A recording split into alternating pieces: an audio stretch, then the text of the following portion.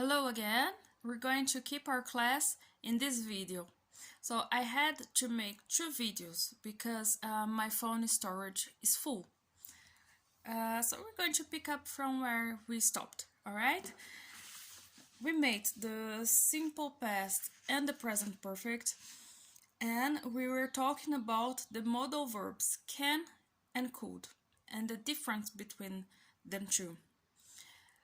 One thing you need to know about the modal verb: it does not function as a normal verb, and it's not an auxiliary verb, but it can be used in the sentence with another verb. Okay, it comes in pairs. Okay, you're going to use the modal verb and then another verb, but the modal verb doesn't change. All right, not like the auxiliary.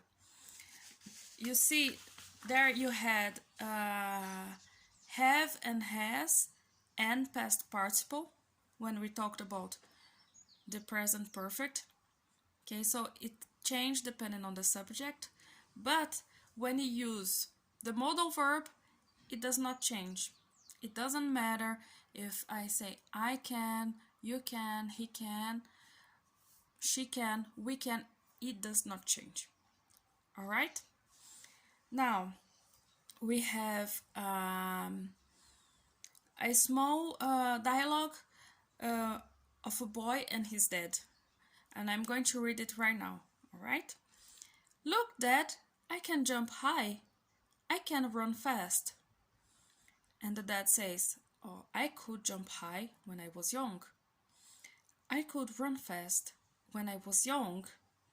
So the boy asks, Dad, can you run with me? And he answers, sorry, Dad is too old to run now. Okay? That's very clear there that can, it's something that you can actually do right now. Okay, it's a possibility right now in the real time. Okay, the boy can run, he can do sports. The dad cannot run anymore. He could in the past. All right, so it's very much like something that is possible to happen in real time, and something that's an idea or a condition that could happen in the past, depending on the circumstances, or can happen in the future. All right, so that's the difference between can and could. Okay, don't forget. Another thing about can and could that I need to talk to you about. It can be used as a request or permission. Can is more about a permission. It can be a request too. For example, I can say, Dad, can I go to the movies today? I'm asking permission. Can I go to the movies today? All right. Or I can say, Dad, can you give me my phone? Can you give me my phone? Okay, it's a request. It's more of a direct request. When could, it's more of a polite request. Okay, you use when you go to a restaurant and you say to the waiter, could I have a glass of water, please? Could I have the menu, please? All right, so it's more polite than can, because it's the idea that somebody can do something for you, or that they are capable of answering your request. So it has a little more politeness to it. Okay? So the sentence structure is the subject, okay, me, you, the modal verb, the main verb, and the complement. And I'm going to remember you again that the modal verb does not change depending on the subject. It does not have past or future. Okay, it does not change the formula. All right, the modal verb is going to stay the modal verb independent of the sentence or the circumstances in the sentence. Okay, what can change is on the affirmative and the negative form. So we're going to see that now. There you have 4 examples. The first one, can you call Sarah? Okay, can you call Sarah? That's the interrogative question, okay? You're going to change, okay? Can and the subject.